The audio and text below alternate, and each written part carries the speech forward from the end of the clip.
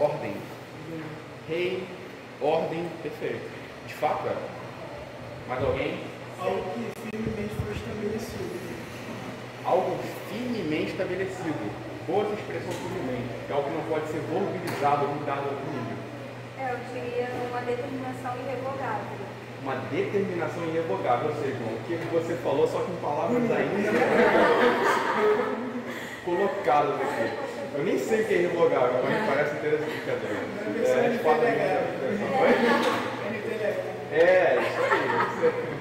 Yara aqui, né? Mais alguém? O que vocês pensam em termos de decreto quando vem a mente de vocês? Neopentecostalismo, eu decreto que vai acontecer na minha vida. Também tem esse aspecto, não pode ser. É um aspecto complicado, mas existe isso. Ou seja, existe uma teologia que tira o decreto dos lábios do Senhor e coloca nos lábios dos homens. Isso é complicado, mas veremos coisas bem diferentes disso. Então, existem amplas considerações acerca do que um decreto pode ser. Mas nós vamos lidar aqui com a nossa confissão acerca do decreto, e eu quero abrir a confissão com vocês e ler o início do capítulo 3. Vamos à nossa confissão. Quem gostaria de ler o capítulo 3 da nossa confissão, fique à vontade. Deus decretou em si mesmo, desde toda a eternidade, pelo muito sábio e santo conselho de sua própria vontade, livre e imutavelmente. Todas as coisas, seja o que for, que venha a acontecer, ainda assim, de modo que nem Deus é o autor do pecado, nem tem comunhão com algo nisso, nem é violentada por qualquer pecado, nem ainda é eliminada a liberdade ou contingência das causas secundárias, antes estabelecidas. Nisso, demonstra-se a sua sabedoria, em dispor de todas as coisas, e poder e fidelidade de efetuar o seu decreto. Belíssimo texto. Você lê esse texto aqui, e apesar de ser uma afirmação doutrinária, soa quase como uma doxologia, parece o final de Judas, versículo lá 24 e 25 de Judas. É belíssimo o texto do texto. Mas eu quero contar para vocês o olhar para o seguinte aspecto do modo inicial, como consideração inicial. Digam para mim os atributos de Deus que vocês notam sendo ditos aqui na confissão. Quais são os atributos de Deus que vocês percebem aqui? Soberania. Vamos escrever aqui. Soberania. Ok a letra? Legível? Ok. Minha letra não é assim, é bem pior. Vamos lá, eu estou me esforçando, treinei em casa. Ó, tá começando a ficar ruim. Vamos lá, soberania, imutabilidade, santidade,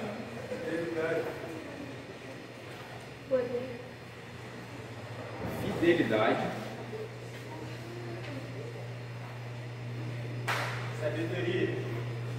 sabedoria, né?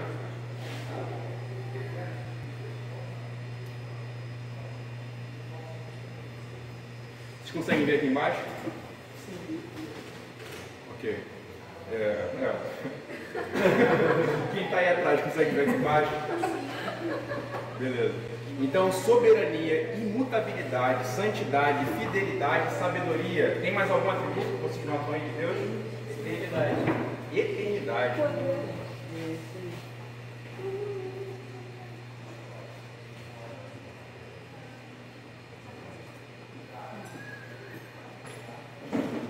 E eternidade. Então, soberania, imutabilidade, santidade, fidelidade, sabedoria e eternidade. Se não me engano, no finalzinho tem poder também, né?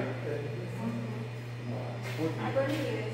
A gente poderia dizer também liberalidade no sentido de Deus não eliminar a liberdade do ser humano de escolher pecar também? Olha, não tinha pensado por esse lado, mas me soa interessante. Eu vou colocar aqui. Liberalidade.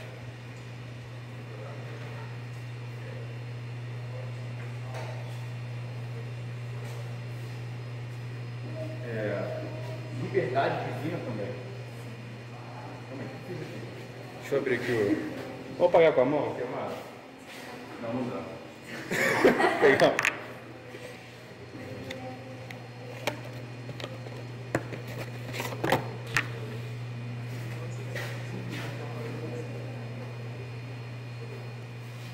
liberdade divina.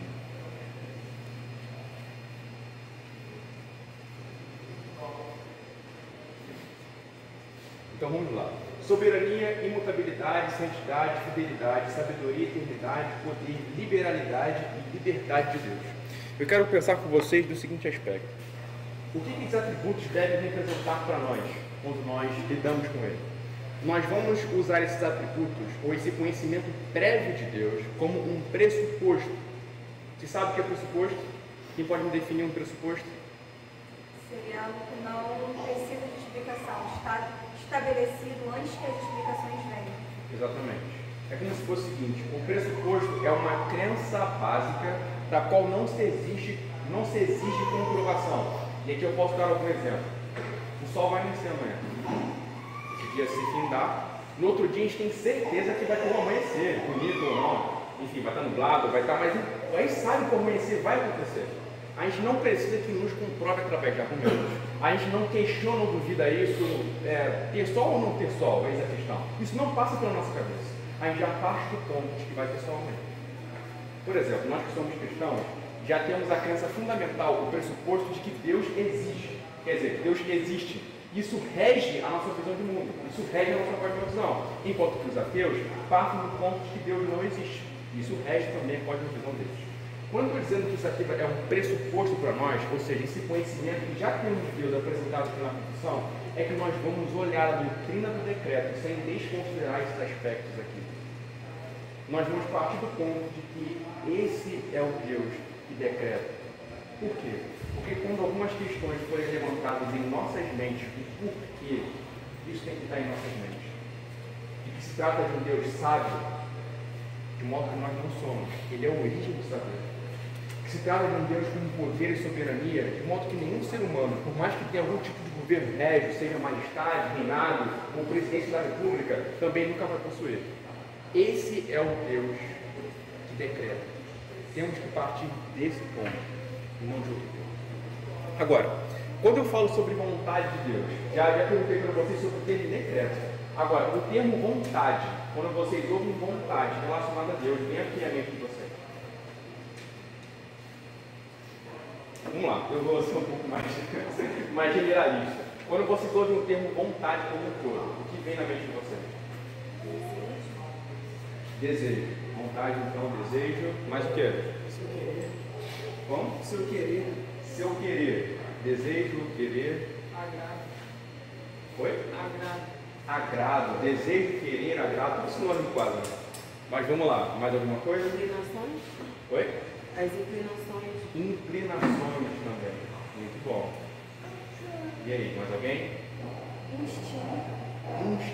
Olha, essa foi nova para mim, mas bem interessante também. Instinto como caráter da vontade. Mais alguém? Na Escritura, existem 4 percepções da vontade de Deus. A primeira dela é a vontade oculta do Senhor. A vontade oculta de Deus. Quem pode abrir para mim Deuteronômio capítulo 29, verso 29? Isso aqui é um trecho mágico, sabe? Quando eu não sei responder algo para alguém, eu abro nesse trecho. Deuteronômio capítulo 29, verso 29. Alguém, por favor, lê em voz alta, quando achar. As coisas encobertas pertencem ao Senhor, nosso Deus, porém as reveladas nos pertencem a nós e aos nossos filhos, para sempre, para que cumpramos todas as palavras desta lei. As coisas ocultas pertencem ao Senhor. Existem aspectos da vontade de Deus que Ele não nos revela, que nós nunca poderemos saber. Esse é o primeiro ponto, o primeiro tópico da vontade de Deus. Existe algo da vontade de Deus que é secreto ao concílio trinitário, é secreto ao pacto da redenção, é secreto ao que o Pai, o Filho e o Espírito Santo se comunicam entre si, e nós não sabemos hoje, e também não nos foi revelado, e não sabemos se um dia vai ser também. Mas além desse aspecto da vontade de Deus, também existe uma ideia da vontade de Deus, que é a vontade preceptiva de Deus. Alguém já ouviu esse termo relacionado à vontade do Senhor? O que seria essa vontade preceptiva? É o fato de que existe uma vontade de respeito à lei de Deus, ao mandamento do Senhor. E essa vontade pode ser resistida. Essa vontade que é um querer de Deus, baseada no seu caráter, para que a gente viva de acordo com Ele, pode ser resistida por nós. Além desse aspecto da vontade de Deus, existem mais outros 2 aspectos da vontade do Senhor. Eu só esqueci do terceiro aqui, porque eu quero fechar com o quarto. Esse primeiro termo é qual? O primeiro termo, Não, esse é o último agora. Tá? preceptivo. Eu vou escrever aqui. Então, ó, o culto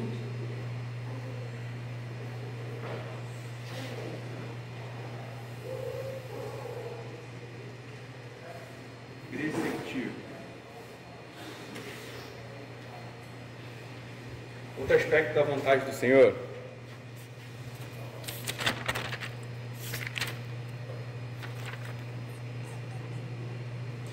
é a vontade revelada de Deus. E quando eu falo sobre vontade revelada, o que vocês têm em mente? Oi? A Escritura como palavra do Senhor. Aí Deus revela, por exemplo, a sua intenção salvadora em Cristo. Ele revela o seu plano salvífico. Ele revela a si mesmo, o seu caráter. Ele revela a sua lei, ou seja, o que ele requer de nós. E o quarto aspecto é a vontade decretiva de Deus.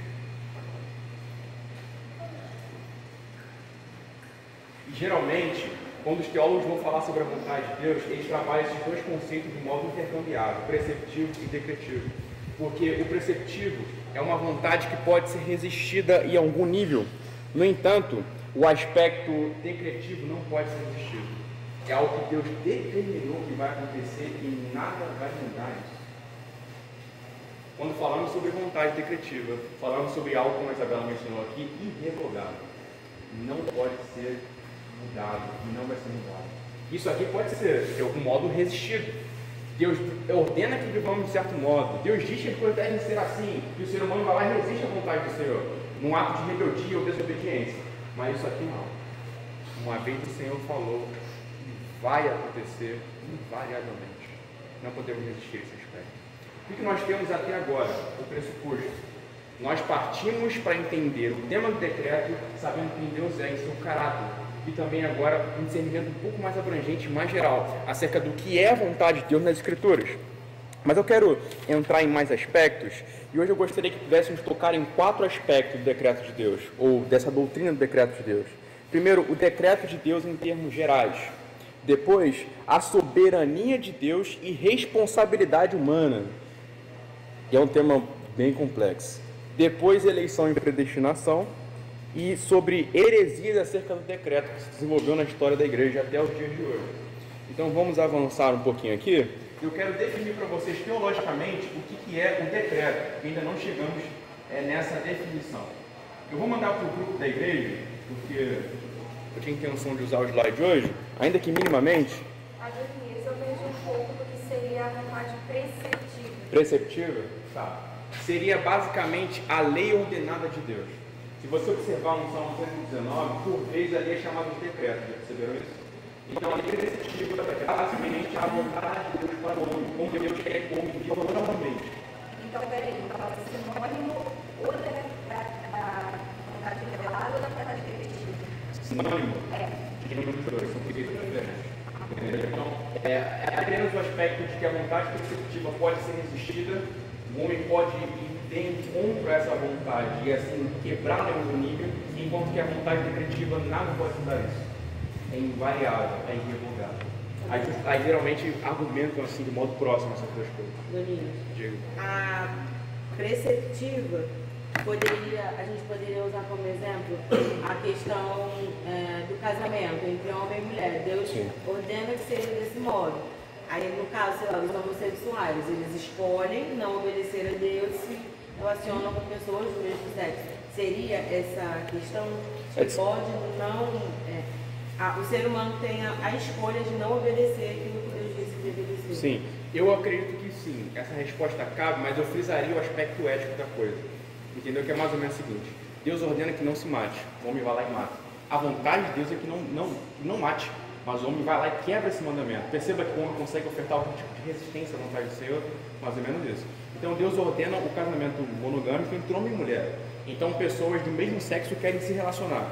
Estão quebrando essa vontade do Senhor, esse decreto do Senhor, que não é um decreto nos termos irrevogáveis, mas pode ser resistido em algum nível. Entende? Pode ser resistido em algum nível. Mas vamos lá. Vamos pensar em termos de definição. Eu vou mandar para o grupo. Não, eu pedi que o Alan mande para o grupo. Mandou? Cara, tá sensacional, mano.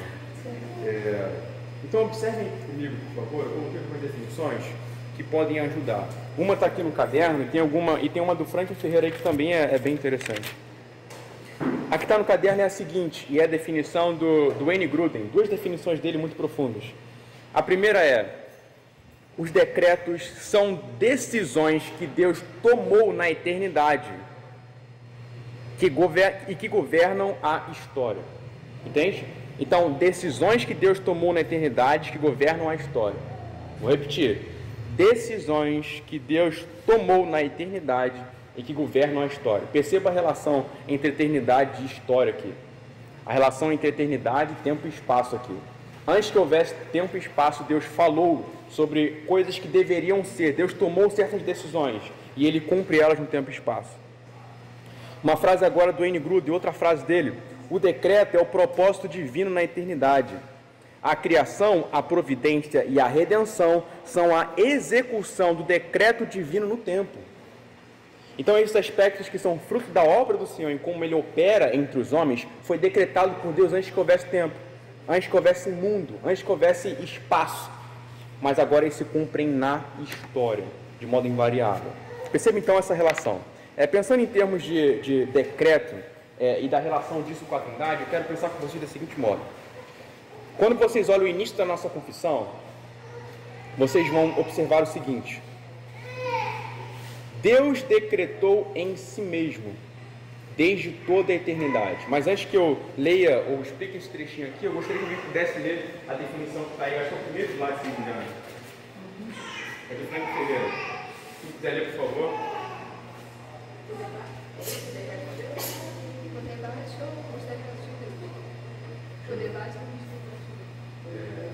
A parte dos decretos.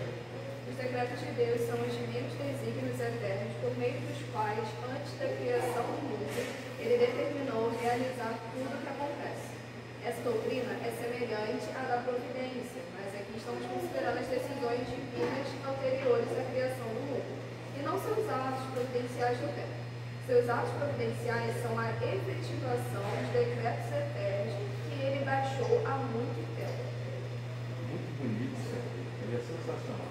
Então, os atos providenciais de Deus hoje, até mesmo a responsabilidade sobre as orações. Deus decretou antes da fundação do mundo. E aí que está o elemento de mistério e complexidade em relação a isso. Perguntem, não sei se eu vou ter todas as respostas, mas até coisas assim, Deus decretou antes da fundação do mundo. É claro que isso nos leva a alguns conceitos filosóficos, sabe? Mas como assim? Deus então ele determina a existência como um todo o curso da história? Sim. E aí entra novamente o aspecto polêmico. Mas, antes de entrar nesse aspecto filosófico, primeiro, não esqueça desse pressuposto. Tenham sempre ele em mente e lembre-se do seguinte também: Deus, antes da fundação do mundo, considerou a sua oração e respondeu. Entende? Mas ele se cumpre efetivamente no tempo e espaço na história, quando a necessidade é apresentada. Então, existe sim esse aspecto filosófico, não vamos negar isso, mas existe o elemento da adoração. Antes da fundação do mundo, Deus contemplou a sua necessidade, ouviu sua oração e decretou. E decretou sua oração também, então aí fica mais difícil ainda. Entende isso? Isso é belíssimo. Quando a gente conhece a reforma, né, porque eu li muito aquele livro dos provos. É E aí ele fala sobre a oração mudar a vontade de Deus. Eu lembro da explicação que ele dá, era como se Deus tivesse efetivamente decretado, inclusive a oração como um meio pelo qual a vontade dele seria feita. Então há um quesito em que aquela vontade só será feita caso você ore. E no caso de Deus decretou que você orasse para que aquela vontade de Deus fosse feita. De fato, isso, se a gente tenta encaixar ele numa equação matemática, não cabe.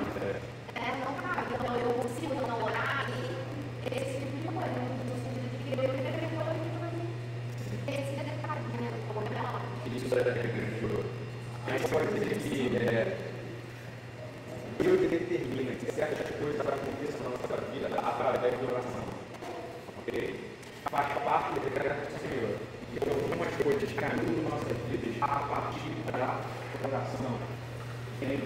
É claro, é como se de alguma maneira, dentro daquilo que Deus quer realizar, determinou realizar, ele torna participante disso através da oração e de ser graça. Vamos lá. Vou colocar uma questão aqui, para ver como eu vou colocar. Mas isso de alguma maneira não deve nos eximir de perguntas, ok? Mas é preciso falar sobre o seguinte: doutrina da Trindade. É explicável? É explicável. É lógico também. Porque a gente tem uma única essência de um Deus divino e três pessoas. Isso não é do lógico, sabe? Não existe uma confrontação lógica. Agora, quem explicar é a ideia da encarnação de Cristo. É a ideia de que Cristo foi gerado na eternidade. Cristo é Deus na essência do Pai, porque ele tem isso de Cristo. Como então acontece a ideia de geração? Tem geração com uma essência separada. Entendeu? Em relação à declaração de Cristo também. Então não se frustre com alguma resposta que não tem. Não posso dar. Você estava falando de pressupostos, né? Parece que os pressupostos da cristã é a supranacionalidade, né? Chega no limite. E a questão dos paradoxos também. A gente vai ter vários paradoxos. Eu vou colocar até esse aspecto um pouco mais para frente, mas supranacionalidade é porque eles coisas não estavam entendidas. Correto? Então, existem coisas em relação a Deus que a gente não consegue conceber totalmente. Entende? Mas, enfim, você deve lembrar que o primeiro capítulo da nossa confissão fala que Deus é incompreensível. Lembra disso? Então, existem esses elementos. Mas hoje nós vamos tentar tatear o máximo possível, entendeu? O máximo possível. Esse é o meu objetivo aqui. Eu vou ficar muito frustrado se eu não conseguir, inclusive. Mas vamos continuar caminhando nesse aspecto. Vamos lá.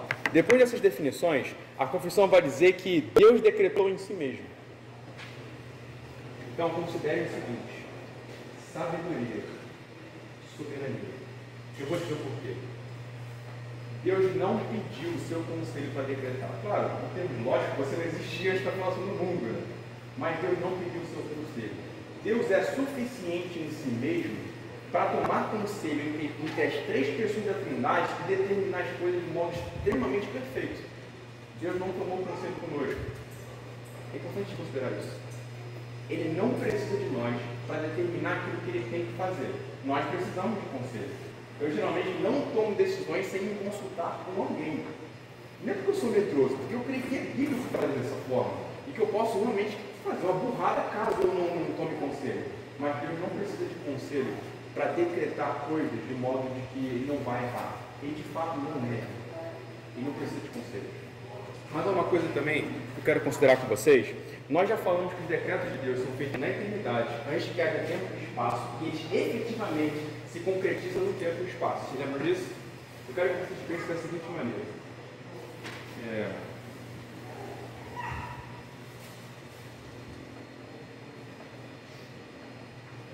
Quem conhece esse termo? Ok? O que significa esse termo? Todo mundo balança a cabeça. Pericorese. Deus não dá treinado. É isso mesmo. Esse termo aqui, pericorese, a gente sabe que ele foi cunhado lá no segundo ou no primeiro século, e era um termo que era utilizado para poder falar tipo de ciranda cirandinha, sabe? Ou seja, brincadeira de roda entre crianças. E diz respeito a essa dança, assim. E os teólogos primitivos, ou patrísticos, começaram a usar esse termo para falar da relação do trinitário. Mas existe outro termo também em relação à trindade, que é esse aqui, ó.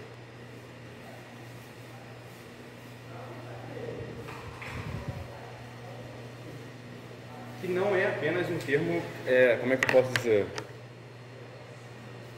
bíblico ou teológico. Na verdade não é um termo bíblico ou teológico, a gente usa ele em diversas coisas, existe um supermercado com esse nome, entendeu? Mas eu quero que vocês considerem da seguinte maneira.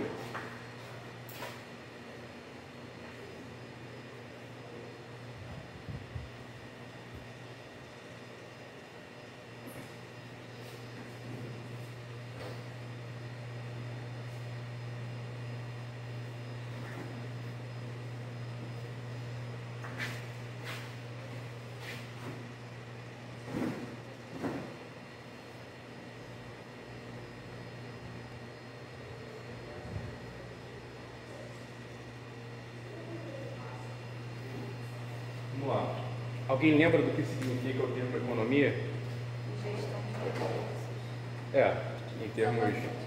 eu não podia esperar uma resposta diferente de uma jornalista que trabalha com questões de economia. Mas muito bom, gestão de recursos. Mas existe uma gestão dentro do relacionamento unitário também. Ok? Então, como poderia definir a economia dentro do sentido teológico da palavra também? É a atuação no tempo, tanto da obra de salvação, da redenção, todas essas coisas. É a movimentação da Trindade durante o tempo. Exatamente. Funcionalidade. Oi? Funcionalidade. Funcionalidade. A resposta se complementa aqui. Quando a gente fala sobre a economia trinitária, a gente fala basicamente em como as três pessoas da Trindade elas se comportam ou agem dentro do percurso da redenção e dentro do plano salvador, do plano redentor.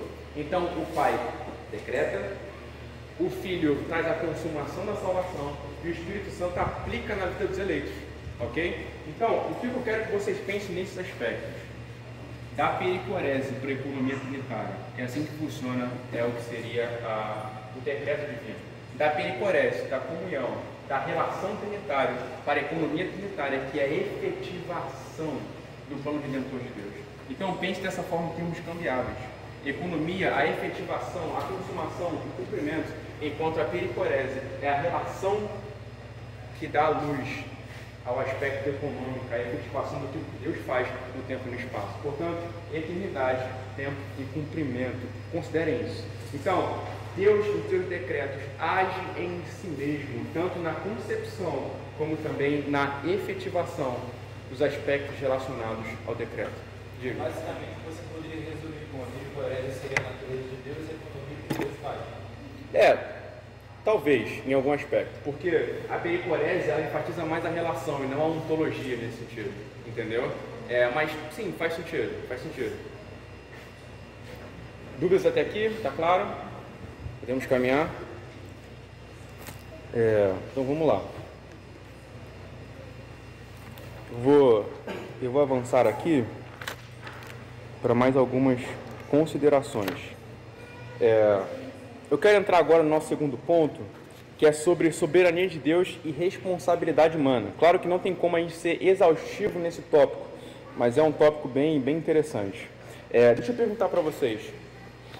Quem que conhece Gordon Clark e Vincent Schaum, ou Schaum? Quem conhece? Gordon Clark? Tem vários textos deles na monergismo. Monergismo, assim. Eu acho que o Vincent Schaum é o Felipe Sabino. Só que é tipo, sei lá, o nome que ele usa, o pseudônimo. Tem uma coisa lá que o Jonas Madureira critica ele e tal, mas... No Inteligência Humilhada ele faz a tradução do Vincent Schaum. O Vincent Schaum é um teólogo anônimo, mas cheio de textos publicados, cheio de ideias assim, teológicas. Vamos lá. Vincent Schaum e Gordon Clark ele não tem nenhum problema quando o assunto é soberania de Deus e responsabilidade humana. Porque, basicamente, no argumento deles, Deus decreta tudo e não tem responsabilidade humana para poder se considerar. Até as atitudes e escolhas humanas estão condicionadas em relação ao que Deus faz, inclusive o problema do mal e do pecado. Então, na mentalidade deles, isso não é um problema para se discutir. Não existe um aspecto de mistério como a gente tem. Cara, Deus determinou esse mesmo. O pecado existe por parte da humanidade, tanto o pecado como o pecado original, como também as ações individuais no decreto divino. Deus disse que seria assim. E aí existe uma questão bastante complicada aí, que é mais ou menos o seguinte: Deus decretou o pecado, Deus usa o homem como suporte para cometer o pecado. De alguma maneira, o Gordon Clark e o Vincent Schaum, eles usam de muita lógica nesse sentido. O argumento lógico fecha muito bem, mas o argumento bíblico está muito longe, está muito fora. De acordo com as Escrituras, isso não pode ser pensado dessa forma, porque Deus não tem participação com o pecado. E dentro do pressuposto que a gente tinha trabalhado, santidade. Entende? Percebe como esses pressupostos estão se relacionando? E por isso a confissão é extremamente intencional. Falamos, portanto, da soberania, do poder. Tocamos no aspecto da eternidade, mas pense na santidade de Deus. Deus não decreta o pecado. E é justamente isso que a confissão vai dizer. Observem aqui. Depois que ele fala, desde toda a eternidade, pelo muito sábio e santo conselho de sua própria vontade, livre e imutavelmente, todas as coisas, seja o que for que venha acontecer. Beleza. Ainda assim, de modo que nem Deus é o autor do pecado, nem tem comunhão com algo nisso. nem é violentada a vontade da criatura. Então, vamos lá, isso deixa bem claro aqui, que Deus é soberano sobre todo o percurso da história. E quando a gente fala sobre a providência de Deus, a gente fala que Deus está conduzindo e guiando todo o percurso da história. Não adianta que a gente respeita a necessidade ou não, mas a providência diz respeito ao governo histórico de Deus, onde todas as coisas vão mudar e onde todos os rios vão desembocar. Então perceba aqui, isso não tira a responsabilidade humana das suas ações. É o que a Constituição afirma. Então, os homens continuam sendo responsáveis e Deus continua sendo soberano. Deus não é autor do pecado, de modo que o pecado que nós fazemos contra Deus. No entanto, nós somos responsáveis por aquilo que nós fazemos. Eu quero ler com vocês, e aí está no textinho que eu coloquei para vocês, uma fala interessante do Martin Lloyd Jones.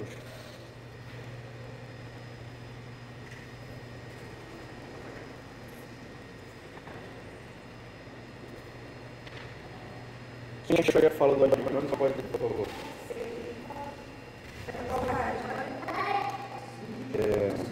A página seguinte, aqui está o nome dele aqui, né? Como pode Deus, ele? Isso aí. Como pode Deus decretar tudo e ainda manter-nos responsáveis pelo que fazemos? Eis a resposta. Mas, ó homem, quem és tu que a Deus replicas? Porventura a coisa formada de algo que a formou, por que me fizeste assim? Ou não tem poder sobre o barro, para a mesma massa fazer um vaso para a honra e outro para a desonra? E que direi se Deus, querendo mostrar a sua ira e dar a conhecer o seu poder, suportou com muita paciência os vasos da ira, preparados para a perdição, para que também desse a conhecer as riquezas da sua glória e os vasos de misericórdia, e para a glória jadante te preparou. Romanos 9, 20 ao 23. Mas talvez vocês perguntem, como você conseguiria estas duas coisas? Respondo, não posso. Sei que a Bíblia me afirma as duas coisas, que o homem, em certo sentido, é um agente livre, e em contrapartida, que os decretos eternos de Deus governam todas as coisas. Sensacional. A gente vai terminar aqui, tá ótimo. Quer dizer, isso é sensacional. A Marta Jones aqui já tinha muita experiência com teologia e pregação. Eu sou um cara que tinha lido muitas coisas. Eu queria afirmar que eu não posso considerar essas coisas. Não tem como eu dar uma resposta definitiva. Como é que acontece? Eu sou soberano sobre tudo, inteiramente decretar todas as coisas e os homens serem inteiramente responsáveis pelo que fazem. Esses pecados, essas coisas impressionantes. Não sei. Eu não posso considerar essas coisas. A única coisa que eu posso dizer é de que elas são verdade de acordo com as escrituras. E aí a explicação dessas coisas entra naquilo que nós dizemos que é a vontade e a coisa de Deus. Lembra que a gente disse no começo, nessa consideração inicial, existem coisas que Deus não criou para conhecer o porquê. Porque eu nem sei se a nossa mente um dia vai ser capaz de entender. Entende isso? Porque o Deus Trino é poderoso e infinito para poder compreender essas coisas, mas nossas mentes não são. E a gente viu esse ponto da teologia reformada, que é o seguinte, o finito, vamos lá, nós seremos eternos, mas nunca deixaremos de ter a sua limite. Nós não seremos frios, sabe? Mas o finito não pode compreender o infinito. Não pode compreender isso. Pega uma caixinha pequena assim, ainda não é pequena, pega uma caixinha pequena, eu vou colocar um infinito dentro. Não tem como isso. Realmente, coisas que nós não poderíamos compreender, como, por exemplo, a relação que tem essas duas coisas. Existe um termo na filosofia para poder explicar isso, que é filosofia. Não existia. Tinha um irmão que falava muito desse termo. Mas você sabe qual é, né? Qual é? A filosofia, né? Tu lembra quem falava? Tá, eu não vou te achar. Vamos lá. Antinomia. O que seria a antinomia? A antinomia não é o mesmo que uma contradição. A contradição é quando você tem basicamente dois postulados contrários a si mesmo, fazendo coexistir com um. Entendeu? É que eu expliquei isso começo, depois eu coloquei a história de alguém que disse isso de forma mais apropriada. Mas o que seria a antinomia? A antinomia são basicamente duas realidades opostas que conseguem cumprir isso em harmonia. Entendeu? Então isso é basicamente o que seria uma harmonia. Duas realidades que são duas faces diferentes umas das outras, mas que coexistem entre si. Isso aqui é basicamente para poder mais o orgulho lógico, mas é uma dicotomia, ou um paradoxo. São duas coisas diferentes, vários aspectos de polos diferentes, mas que coexistem com uma ideia verdadeira e real. A gente pode ter de alguma maneira a escritura, algo que mais cheio de dicotomia. Existe muita dicotomia na Bíblia. Com relação à verdade, com relação ao decreto divino, existe muita dicotomia. Então, o que a gente pode afirmar em relação a isso? Deus é soberano que decretou tudo. E os homens não sabem por aqui. Como conseguir essas coisas? Não é sério. Porque Deus é soberano, grande. Antinomia seria a mesma coisa que o hipostático? Antinomia seria a mesma coisa que o hipostático? Não. Porque a união hipostática, nesse caso, ela fala sobre. Eu vou colocar da seguinte forma. A antinomia pode ser aplicada à ideia da união hipostática, mas são coisas diferentes. Porque a união hipostática já fala basicamente sobre o fato de Cristo ser Deus e homem, sabe? A união das circunstâncias de Cristo. Então, Cristo é perfeitamente Deus, é perfeitamente homem. Mas eu nunca vi esse termo antinomia sendo aplicado isso diretamente, sim, sabe? Não se fosse exatamente a mesma coisa. Mas eu acho que pode ser dito sim, sem nenhum problema. Sobre a união hipostática de Cristo, a antinomia. Então, o termo pode ser aplicado. Isso é exatamente a mesma coisa, mas pode ser aplicado sem.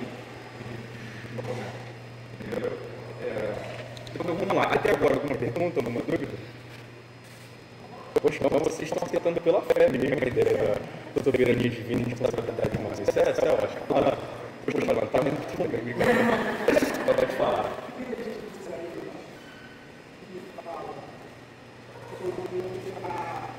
Da permissão ao homem em relação à presença contrária.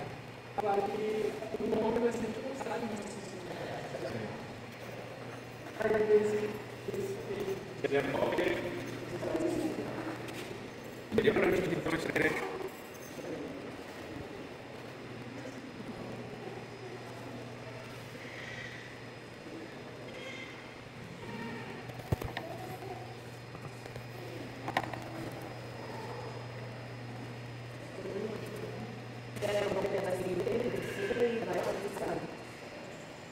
Foi o seguinte, eu vou caminhar com a Paula, achou? Tá. Então eu vou caminhar com a Paula, quando você entrar, você me dá um toque, a gente vê. Achou? Essa ideia de antinomia, ela está sendo aplicada também a ideia de já ainda não? Não, acho que não. Porque eu já ainda não, é algo assim, de quem nasce com temporal, dá pra entendeu? Tem uma progressão no lugar Exatamente.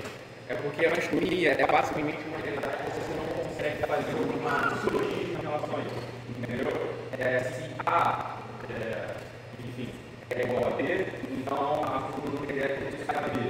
Você vai ver que conforme a B. Simples aqui. Então, o que tem que fazer a solução com a antinomia?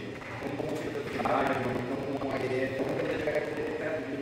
Mas quando se trata de ainda não, isso é uma progressão histórica, entendeu? Dá para você compartilhar sem qualquer coisa. Vamos lá, eu quero avançar com vocês então, já é 10h11. Eu percebi que a aula no quadro demora um pouco mais. Eu quero falar com vocês agora sobre a doutrina da eleição.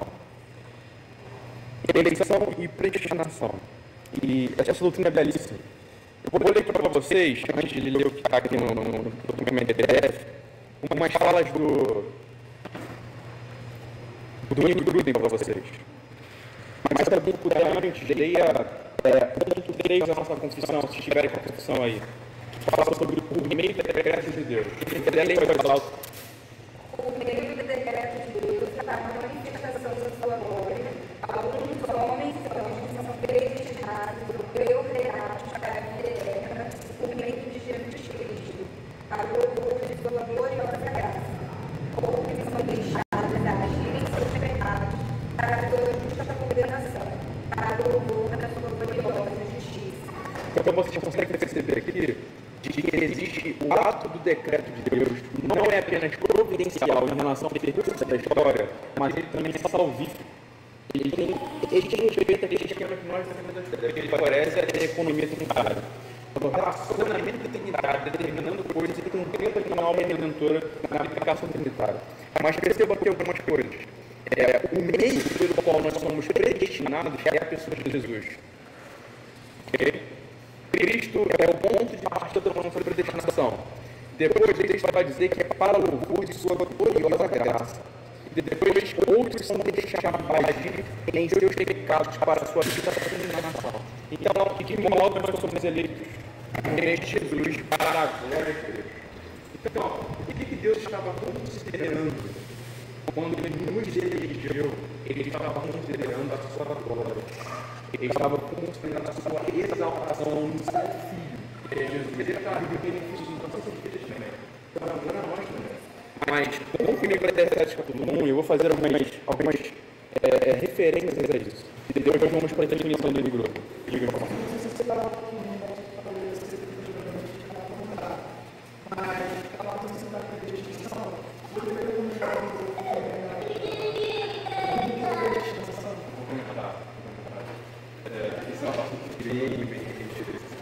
Vamos lá. Então, João. Brincadeira, eu vou fazer. Mas Efésios capítulo 1, vamos lá. Efésios capítulo 1 tem alguns trechos que eu quero notar para vocês, que são o seguinte. Primeiro, Efésios capítulo 1, versículo 5, o texto nos diz: em amor nos predestinou para Ele, para sermos adotados como seus filhos, por meio de Jesus Cristo, segundo o propósito de sua vontade, para louvor da glória de sua graça, que Ele nos concedeu gratuitamente no amado. Então, se vocês repararem o que o texto vai dizer, ele dá essa ideia de meio, ou seja, a pessoa de Jesus glorificando a Cristo e o objetivo, a sua glória. Mas se vocês repararem, o texto vai falar sobre para sermos segundo o propósito da sua vontade. E essa é a primeira afirmação de Jesus sobre isso. Deus está fazendo de acordo com o propósito da sua vontade. Se a gente for um pouco mais à frente, aqui no versículo, ainda no capítulo 1, no versículo, deixa eu ver.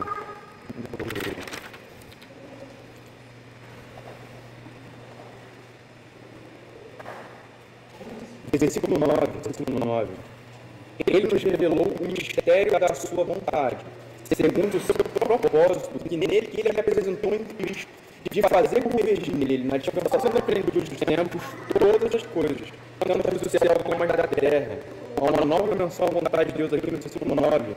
E no versículo 11 também é dito isso: em Cristo somos também feitos herança, predestinados segundo o propósito daquele que faz todas as coisas conforme o conselho da sua vontade. Vamos lá. Existe um meio de Jesus Cristo, existe um propósito da sua glória. Mas por que Deus quis fazer assim? Efésios capítulo 1 centra a ação proposital na glória de Deus. Tudo bem, o meio na mas pessoa você de Jesus. precisa desbloquear o dispositivo. Amém. Eu vou fazer isso. Então, o propósito na glória de Deus, o meio na pessoa de Jesus. Mas você consegue perceber a vontade soberana de Deus. Deus não precisa dar explicação para ninguém porque ele fez isso. Paulo não comenta das regras. O que ele questionou, Paulo diz o seguinte: ele é vindo de acordo com o que ele falou. Esse é o argumento de Paulo. E esse é o argumento de Paulo também em Romanos capítulo 9. Eu quero que vocês até aqui. Romanos 9.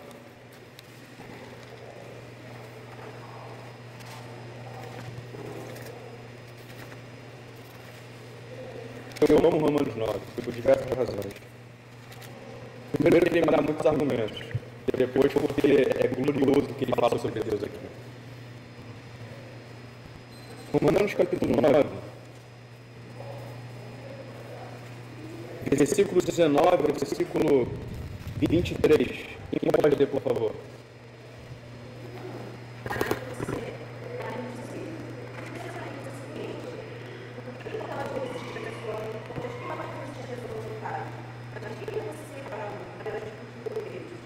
Será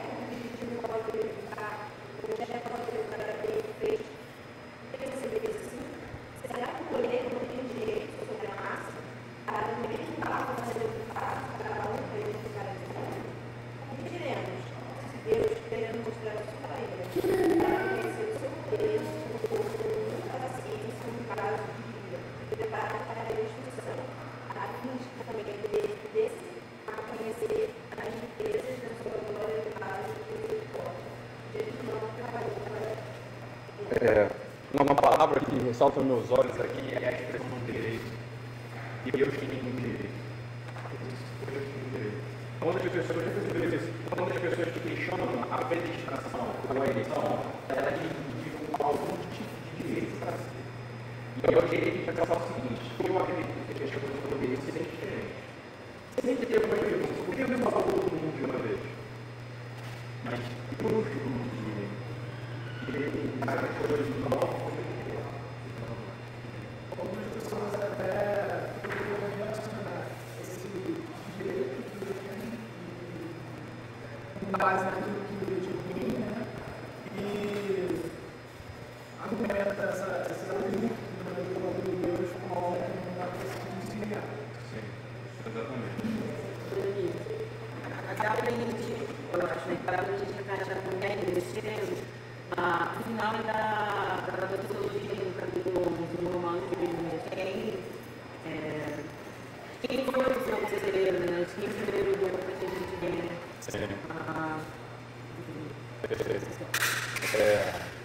Qual a sublimidade, menos a sabedoria do conhecimento de Deus? Quem conheceu a mente do Senhor?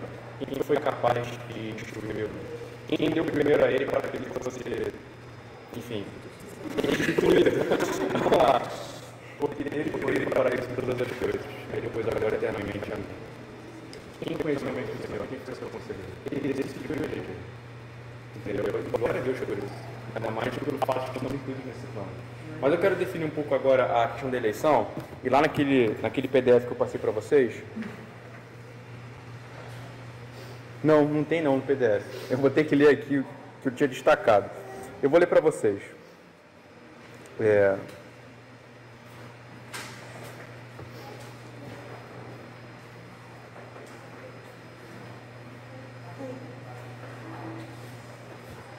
Não, o melhor é que eu realmente não coloquei sequer. Não, tá aqui sim. Pô, pelo amor de Deus, né? Vou ver essa moral. É a eleição histórica. Eu vou explicar para vocês.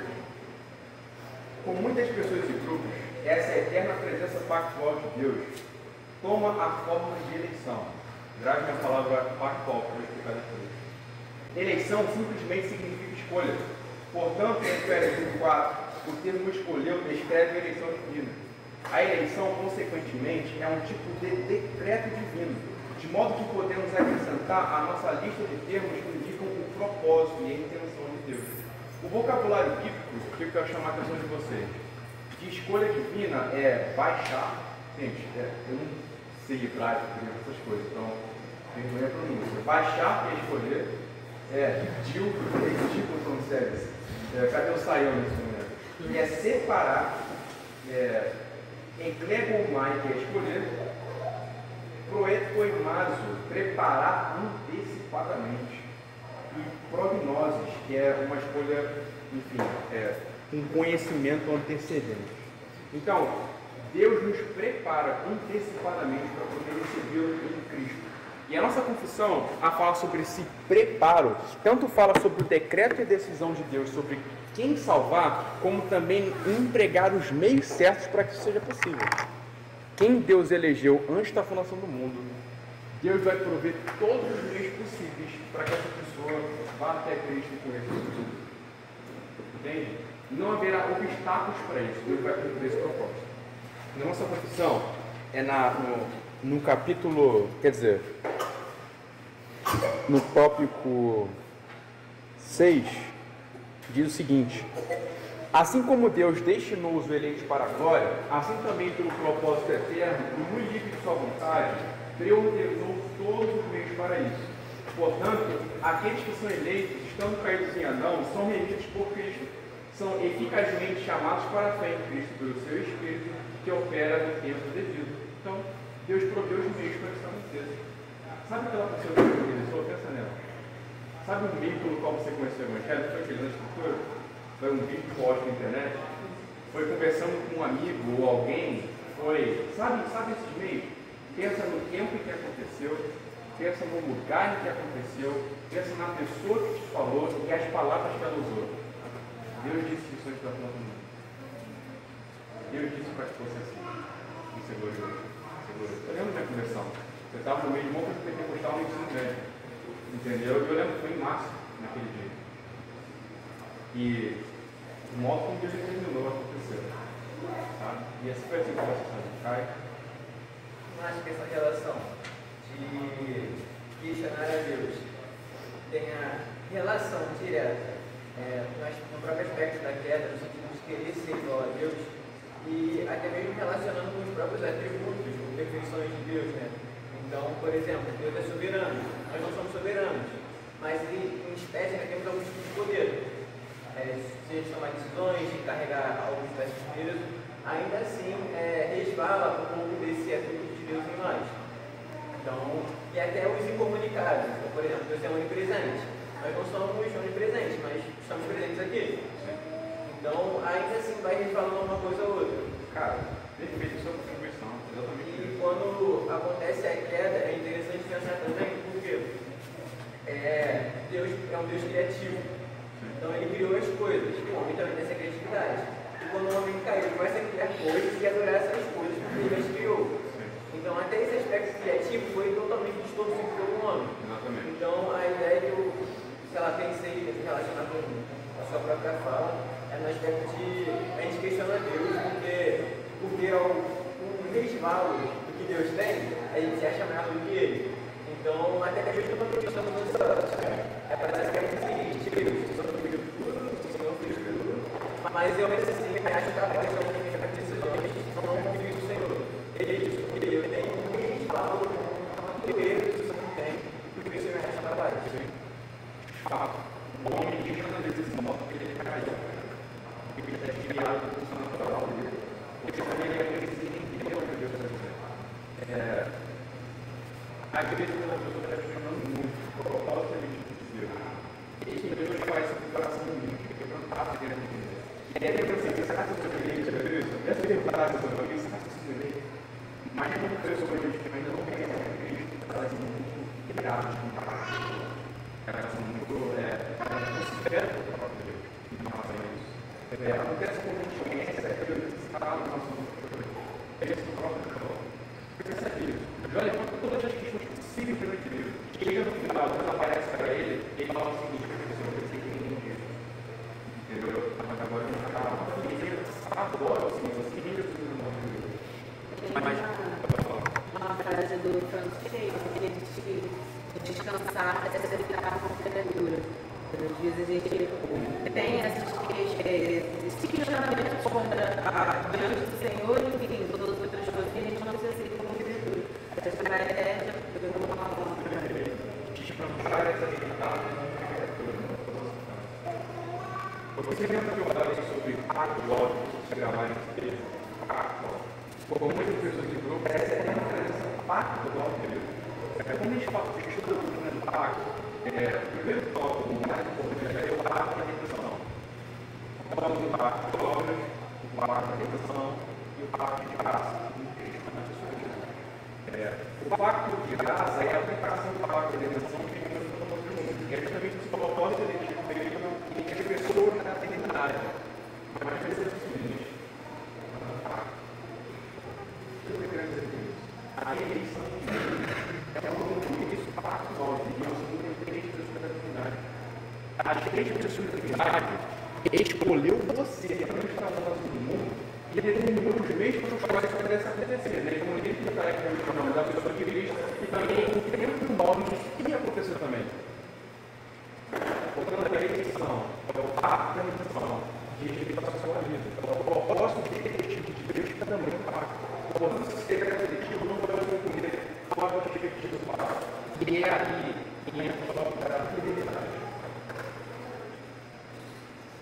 O fato de hoje, todos em Cristo, tem salvado você, significa que ele é fiel ao pacto que fundou a Trindade. Não está falando. Eu não sei se vocês estão no isso, mas eu entendi quando eu pensei. Eu falei, nossa, cara, uau! Deus é fiel ao pacto que ele fez com Cristo. E em meu favor, não está fazendo tudo. Eu consigo a glória.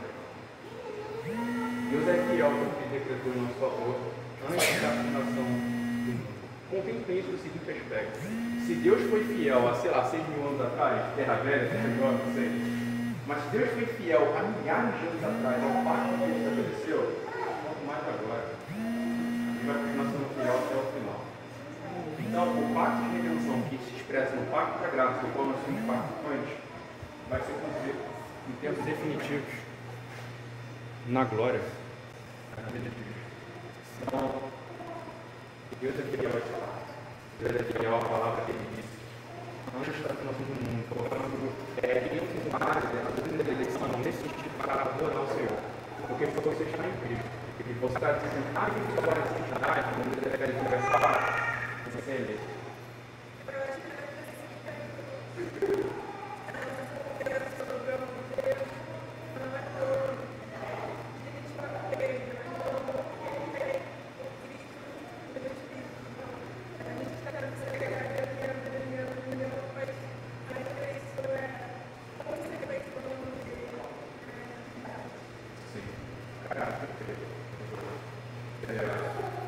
Eu pessoalmente não creio que seja um filho. Ninguém nunca trabalha, ninguém nunca conhece ele. Mas eu sei de uma coisa. Que um dia ele disse que acreditou, também chamou de Cristo, também continuou me preservando na terra, também me justificou e vai me glorificar também. Eu falo tudo isso para você.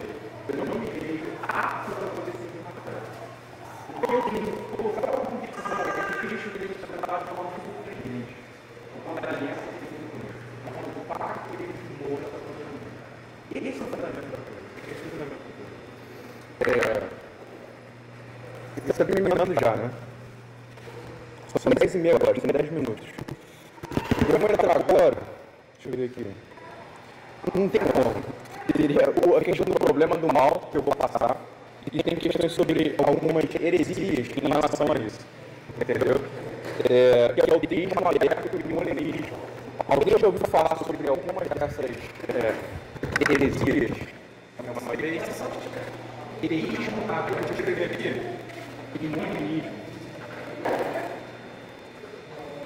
O monerismo seria a mesma coisa que conhecimento médio. É isso aí. Exatamente. Esse foi.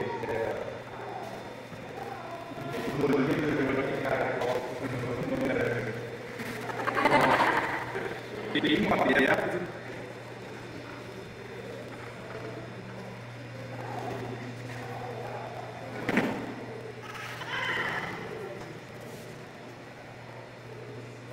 E monerismo. Vamos primeiro no monerismo. Porque eu acho que isso dá tempo de explicar. Vamos comigo aqui naquele PDF porque o monerismo ele foi uma ideia que foi criada por um padre jesuíta. Ou seja, isso foi lá para meados do século XVI. E essa ideia atualmente é sustentada por homens como William Lane Craig. Vocês lembram dele, né? Aquele cara da apologética e tal, que usa diversos argumentos sobre a existência de Deus. Ele é monista. Então, vamos lá para o final do slide, onde existe uma afirmação sobre isso. Eu vou ler uma segundo esta posição, Deus sabe não apenas todas as coisas que teoricamente poderiam acontecer, mas Ele também sabe tudo o que aconteceria em todo e qualquer mundo possível. Este conhecimento é o seu conhecimento médio. Ele sabe todas as coisas que são necessárias, todas as possibilidades contingentes. Além disso, Mano afirmava que as ações das pessoas são livres e indeterminadas, de modo que as pessoas podem escolher o contrário do que escolheriam. Mas ele também disse que Deus determina tudo o que acontece. Afinal, Deus sabe quais serão as escolhas livres de todas as pessoas, em quaisquer circunstâncias, que poderiam existir, em todos os mundos possíveis. É uma ideia interessante. Primeiro, essa ideia do monismo, ela pressupõe realidades ou possibilidades de realidades e não aquelas criadas e determinadas por Deus. É como se essas realidades, essas possibilidades, fossem uma existência independente. E a única coisa que Deus mostra soberano é de Deus que tem o poder de todas elas, ou observar Deus de todas elas. sabe com certeza dela. E que eu enfim, redundante. Então, Deus conhece todas as possibilidades, foi como se estivesse vendo, então, é como se fosse em certa conciliação, poderia desembocar em certa realidade. Deus conhece isso. Mas como conciliação poderia desembocar em muita realidade. Deus conhece também. E aí, mano? Você sabe quando acontecem aquelas discussões, onde você, sei lá, tem uma dúvida ou um acidente lá. Só que antes de nada você decide por outro recurso, não vai pela música. Vai por tranquilo, né? Você faz outro caminho nesse sentido. Entende? Então você pensa o seguinte, pô, se eu tivesse lá, poderia ter dado isso e aquilo. É como se Deus previamente conseguisse entender o que tal percurso pudesse dar antes que acontecesse, ou o que outro percurso poderia dar caso você seguisse por ele. Está claro isso? Não vou ler explicar aí. É quase uma espécie de multiverso. Visões da Wave. Todas as possibilidades, todas dá certo. Caraca, é verdade. Tem que fazer teologia, assim, visões da Wave. Teologia da A cultura pop tá demais, né? É meio estranho mesmo, Eu né? lembrei de uma parada do Doutor Estranho, ele vai analisar a possibilidade de vencer. Todas dá certo. Uma só, de milhões. Não dá certo. Mas enfim, vamos avançar. Está clara essa ideia do conhecimento médico, do molinismo nesse caso. Nesse sentido, ele afirma que Deus pode intervir, ele tem o conhecimento, fica meio que esperando que os homens vão escolher para ver o que vai dar. É como se Deus pudesse, digamos assim, Deus pudesse escolher qual realidade ele vai agir, entendeu? Ou qual possibilidade ele vai determinar para que aconteça. Entendeu? Mas ao mesmo tempo existem variáveis que são... Então já existem as variáveis e aí Deus só escolhe qual ele quer que aconteça. Exatamente.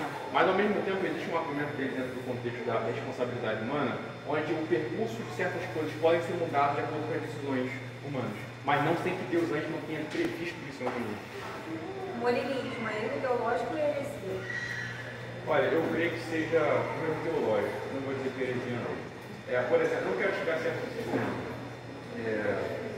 A heresia, ela acontece quando aspectos centrais, determinantes da fé são negados, como a divindade de Cristo, a Trindade, a encarnação de Jesus,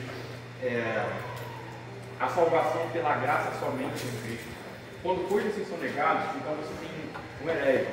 Ou quando você nega, por exemplo, a inspiração do texto bíblico, coisas assim são heresias.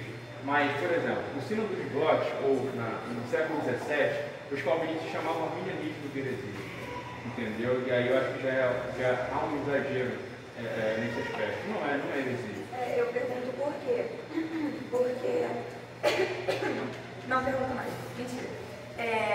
Eu pergunto porque, para mim, pelo menos, heresia está muito relacionada com a excomunhão da fé, né? Então, o humanismo foi considerado, tá certo essa colocação? Então, porque, tipo assim, o William Lane Craig, por exemplo, e não seria nosso irmão. Esse irmão que fala de antinomia, por exemplo, não seria nosso irmão também. Então, assim, por isso que eu estou perguntando, porque envolve considerar irmão e não considerar irmão. Não, perfeito. Então, pessoas que abraçam o humanismo, eu lembro de um rapaz que abraçava isso aqui, quando estava... então, vou falar de antinomia. Isso. E ele professava esse monismo, estava no monismo. Não vou dizer que por isso ele não era nosso irmão, entendeu? O William Craig é nosso irmão. O Molina eu não sei se era, mas já essa posição não condiciona isso nesses aspectos.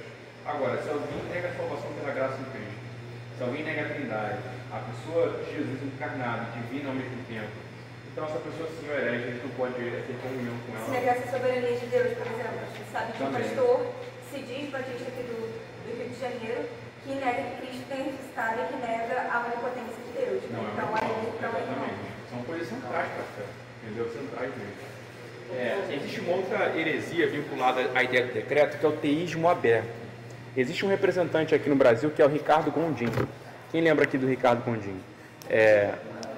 A questão do Gondim é muito triste, porque ele passou por diversas experiências cristãs. Ele foi calvinista durante muito tempo, depois se tornou pentecostal, e depois do pentecostalismo ele foi abraçando certos tipos de liberalismo teológico, e depois se tornou um teísta aberto. Ele foi expulso da revista Ultimato, não foi? Não lembro, não sei. Foi? Faz sentido expulsar, eu acho que eu faria isso também. De verdade, cara, de verdade.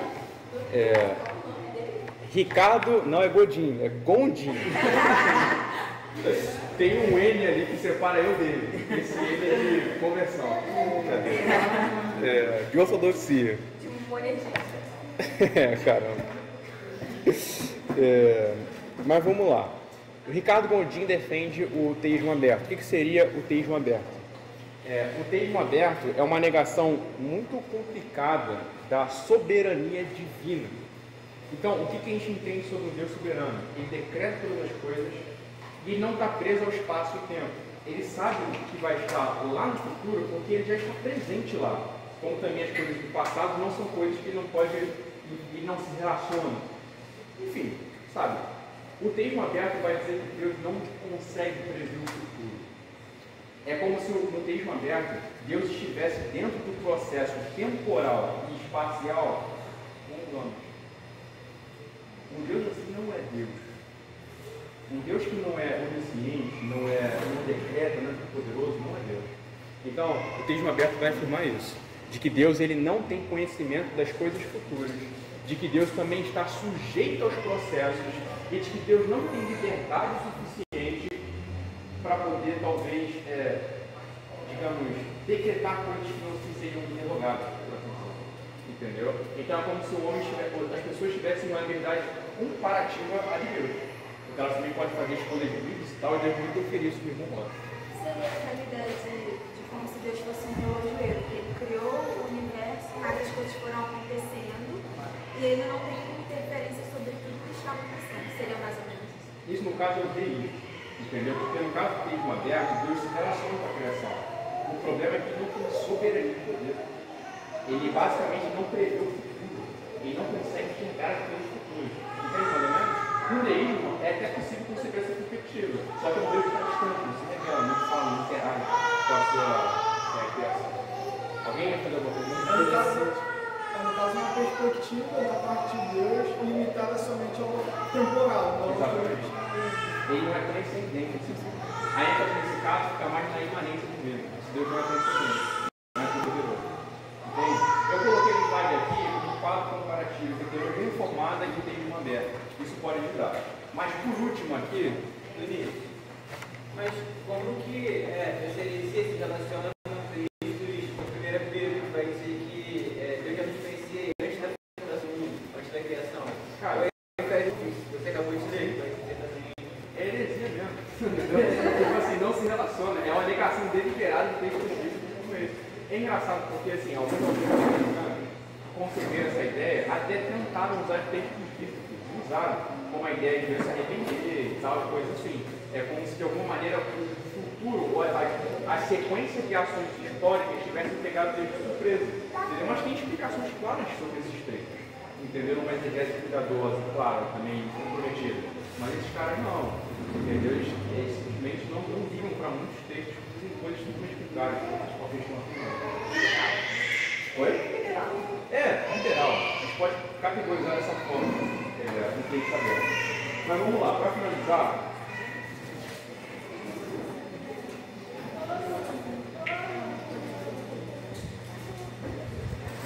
Vamos lá.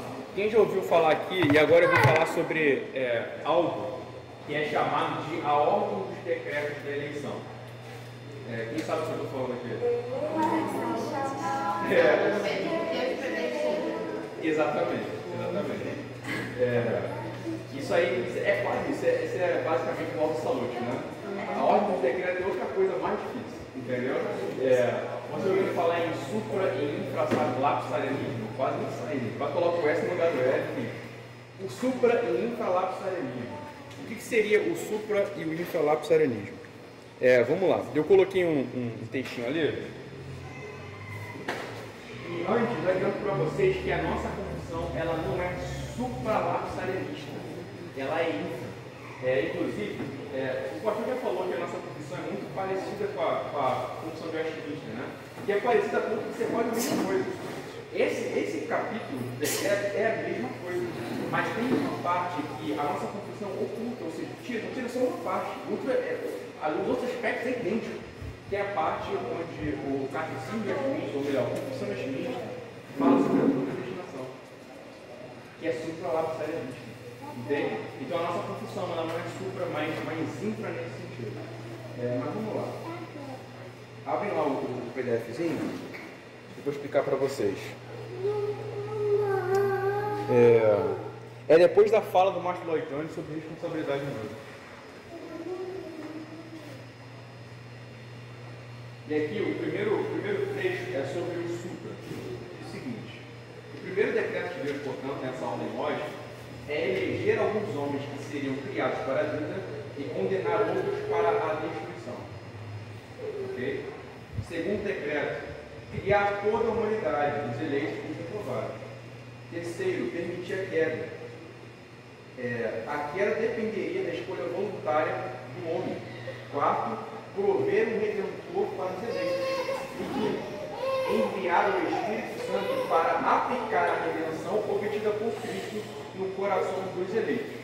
Vocês vão ver agora no infralapsarianismo a diferença, a distinção aqui. Primeiro decreto, criar a humanidade, não a eleição. Boa e abençoada, sem mácula nem defeito. Segundo decreto, permitir a queda. A queda dependeria da escolha voluntária do homem. Terceiro, eleger para a salvação alguns homens e deixar os demais em seu estado de condenação. Quarto, prover um redentor para os eleitos. Cinco, enviar o Espírito Santo e tal. Vocês conseguem perceber a diferença aqui? Notem uma coisa. Essa ordem dos decretos não está falando, por exemplo, no infralapsarianismo, de que Deus elege os homens após a queda. Não é isso. Isso aqui é tudo antes da fundação do mundo. Entende? Então o infra não é o seguinte: Deus cria toda coisa boa. Os homens caem, vamos escolher alguns aqui. Não, pelo contrário. Deus, antes da fundação do mundo, dentro dessa perspectiva lógica, faz esses decretos. Então Deus primeiro, nos seus decretos, permite a queda no infralapsarianismo e então escolhe alguns para a salvação e deixa alguns dos seus próprios pecados em relação a isso. Esse infralapsarianismo, ele quebra a perspectiva da dupla predestinação, que antes de tudo, como a gente viu aqui no supra, ele faz a distinção entre eleitos e não eleitos. Então Deus, antes de tudo, decreta o seguinte: olha só, eu quero que eles sejam salvos, eu quero que eles vão para a condenação. De alguma maneira, a complexidade dessa posição é tirar um pouco a responsabilidade pessoal em relação a ir para o inferno, para a condenação. Então agora, o infralapsarianismo, na ordem de decretos, é o seguinte: olha só, eu permito que o homem caia, se desvie. No entanto, eu vou escolher esses homens para a salvação e esses outros vão deixar sob a sua própria sorte. Ok? Agora, tem algo que o Wayne Grudem fala, não apenas ele, mas alguns outros homens falam, que eu creio ser relevante. Nós não necessariamente precisamos tomar posição sobre uma dessas coisas. Eu vou dizer o porquê. A Escritura não fala sobre isso. Entendeu? É claro que é uma ordem lógica, legal você entender, mas a Escritura não fala absolutamente nada sobre isso. Sobre a ordem dos decretos. Entendeu? O que foi o primeiro? Deus primeiro decide criar, ou Deus primeiro decide a queda, ou primeiro decide a eleição. Isso não existe na Escritura. É claro que uma das posições, que é o supralapsarianismo, pode enfrentar algumas dificuldades, que é uma espécie de determinismo. Entende? Onde basicamente assim, as pessoas são condenadas ao inferno independente da sua responsabilidade pessoal sobre esse aspecto. Então pode cair, desembocar nesse campo. Por isso é relativamente perigoso. Então, em geral, essa é a definição. Mas você não precisa colocar a saúde. O importante é que Deus se falou com pessoas. Deus está falando do mundo para a salvação e decretou que isso fosse acontecer através da pessoa de Jesus para a sua glória. Isso é um ponto fundamental acerca da doutrina. Agora, essa ordem de decreto é verdade, não existe na Bíblia, é com total permissão, porque seria talvez estar com o princípio. Teria mais um grande princípio, mas seria mais o centro da outra coisa. Para a gente tem uma camada muito. Enfim, está claro? Alguma dúvida?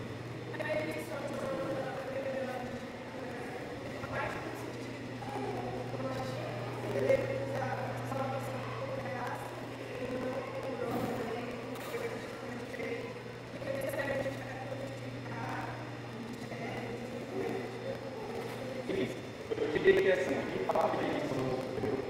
E os anjos está falando com a dignidade. Faz parte da redenção, onde inclui algumas pessoas para a salvação, e outras que são destinadas para o pecado. Então, primeiro, a fé faz a aplicação prática da redenção, que é justamente essa. A gente entenda onde segura a nossa salvação, é o nosso critério garante na pessoa de Cristo, que é o decreto divino, entendeu? Também para que a gente não tenha famosos remédios na nossa vida. O nome do Paulo já fala assim, de Deus não algo condicionado do desejo. Pelo contrário, Deus faz isso com uma iniciativa de tirar para a lei de Cristo.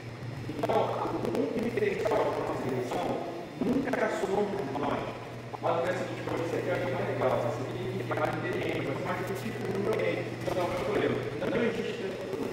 Deus olha para o seu filho. Para a glória dele do seu filho. E resolve escolher pessoas para dar para ele. Independente do que é. Então, basicamente, uma iniciativa gratuita. Deus considera que nós somos tão condenados quanto o leva. O que nos diferencia é a iniciativa salvadora de Deus e o seu decreto para nós. Vamos ter aqui, fazer o curador? Não, caso só a dúvida em relação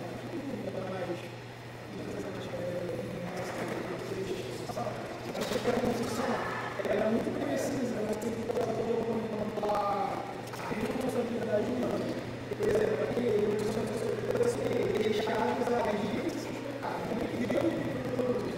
eles são deixados a agir de um modo, pelo modo, o próprio Deus já Deus decreta a formação dele.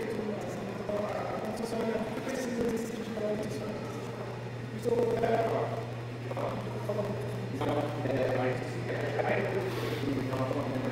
é a responsabilidade de pessoas que gritaram de crédito, que gritaram para conhecer a Deus, quebraram os presentes dos pecados, por isso não se combinaram.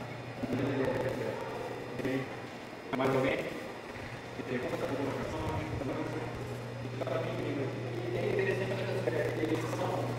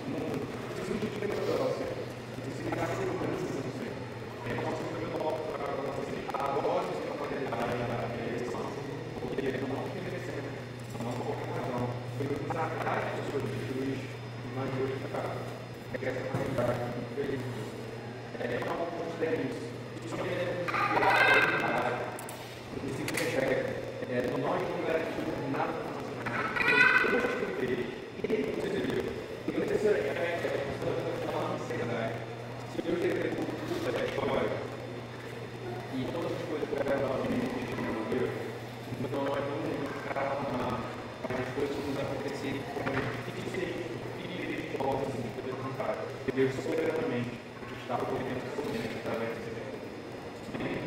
Eu gostaria de pedir ao nosso nome para colaborar, analisando essa aula. Senhor Deus, agradecemos por Senhor os nossos corações. Vamos aprender mais de Ti, Senhor, nessa vida. Vamos nos aplicar, Senhor, com esse tempo, com o nosso relacionamento contigo, da maneira que podemos, Senhor, para a vontade de Ti, te agradecemos pela manhã.